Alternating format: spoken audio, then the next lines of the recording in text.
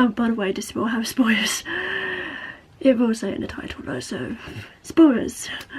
Okay, that's an odd spray place to have a camera. It's just on top of my curtain.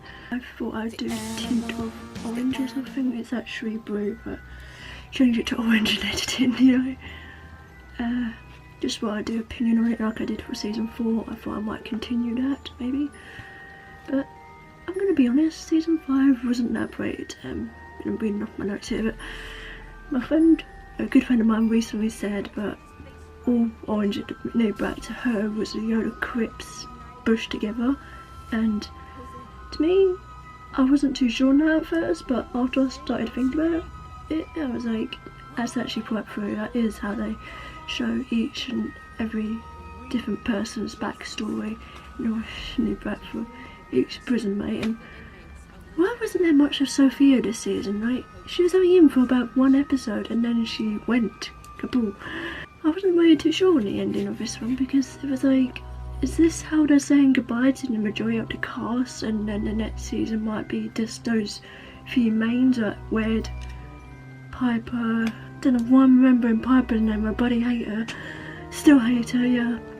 She still gets scenes somehow, but we still get a lot more scenes from everybody else. It's not just Piper, like the majority of season 1 was, I think. Because I hated that so much, she would not shut up. And it was a bit weird when she proposed, it was just like... Well, we still paying attention to her crazy eyes. I remember crazy eyes better than her actual name, Suzanne. I'm also really starting to hate Yona. Like, she really led Nikki on like that. Like, what gives her the right to do that? And just making an excuse about hormones, seriously? And how did she even get pregnant? I'm just asking. I mean, I know it was like a year or something since I saw season 4, so I'm a bit dodgy on the memory, but still, how the fuck did she get pregnant? Nikki got all started up and went with this random bitch, but never showed up again. I really did like how they suited Pusey off though. That was really nice. I should have cried, but I just didn't have any emotion in me for those days. I was like, I should be crying, but I'm not. Oh yeah, another thing about Pusey, I really liked Taster's speech about her. That really was a nice send-off to add on to the library thing they made. I actually really want to do that. It's just the fact that I don't have enough room in my room. There's not enough space here to do that. Once I start with one of them, I might be able to do about 3 of them at the most, and even then my room would be quite crowded. Then again, I could do them around the corner of my room, which is still quite crowded, that corner. I can't even read that. Oh yeah, what the hell was up with that random witch girl coming into the prison in episode 1 or so? Why did she just randomly come into the prison like that? And how did she easily get in? Why did people just randomly get her in? You can tell that Scary wasn't that great either, since, what was it she got through?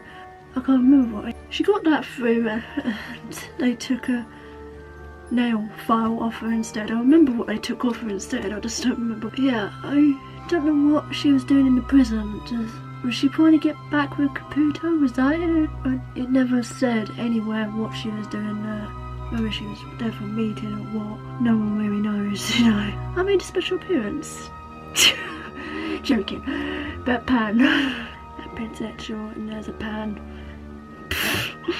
Going back to what I said about putting random clips in, it was like random flashbacks. Like, it was weird because some flashbacks were so short, and then we went on to Weds, which was like a whole episode long. And I was like, seriously? Her flashbacks here were so young, and some flashbacks weren't even mentioned. Like, where's Sophia's flashbacks, and where's... I don't really want to see Piper's flashbacks if I'm honest. But where's Suzanne's flashbacks? Where's Yona's flashbacks? But Nikki's flashbacks included? I'm barely remembering it now because I was binge watching Orphan Black. So I'm like, did they include that? I can't remember.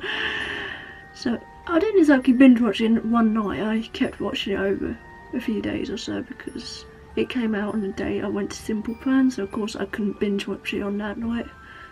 No time. I watched a few episodes before I went, but I couldn't watch all of it.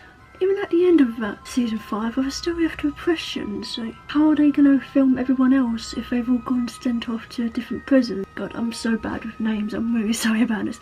Is that guy going to get punished for killing that security, that police guard that was punishing them, all of them? Is he going to get punished for it? How is he going to get punished? And that guy who killed Posey, he kept trying to get himself punished, but what's going to happen to him? He kept saying all these suicide mentions, for God's sake. It was actually quite daunting or something to watch. I was actually quite glad my friends weren't watching it anymore, because they are a bit here and there with it, so I wasn't too sure if that would be triggers for them, and I was like, thank God you're not watching it anymore, because I would be worried. And I'm still sad and angry about Posey.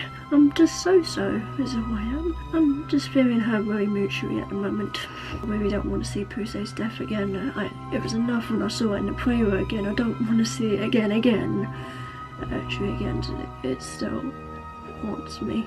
I'm just wondering what's going to happen to those mains that are left out at the end. Are they going to be sent off to different prisons as well? Or are they going to be sent off to the same? I really don't know. So some bits were good, and I would say the first few episodes were quite good, and then it just ended kind of bad. I felt really bad for Suzanne for a couple of episodes where they were all making fun of her and chatting her up to that bed set, and she was having out prison guards as her friends, that no one was actually being her proper friend until they had to save her from being chained up. That was about it, and it's the only time they're being her proper friend. Everyone was probably scared to go up to her because of how crazy and mentally off she is, as they would call it. I was also a bit disappointed, but the lesbian scene was cut short. Like, come on, what the hell? Lesbian is literally a thing everybody expects to see in a women's prison, so why the hell was that bit cut short? And yet, in the first episode, I saw boobs and an actual dick. I saw that in the first episode, and yet sex scenes were cut short, it felt, and it's just a bit weird considering it's literally one of the things that the show runs on now. LGBTQ+, all that yacht, everything. So it's a bit strange. But that's my thoughts on season 5. I hope this wasn't uploaded too soon. It shouldn't be, because it's like 2 weeks or so after. Yeah, about 2 weeks or so after it's all been uploaded to Netflix, so hopefully that's still enough time, considering some people binge watched it in a night or something. Kudos to them. Yeah, I can't do that. I think that was about it. Leave your thoughts in the comments below. So, thanks for watching. The pins and needles in my feet. I'm standing up so much. Look at my cloud. It's so hot, I'm literally wearing shorts. God. Well, that is, it's kind of cool. Probably not interested, but just in case you are, there's more videos or there's best for you. Your choice. Quick it before I go. Quick, and it's gonna go. And it's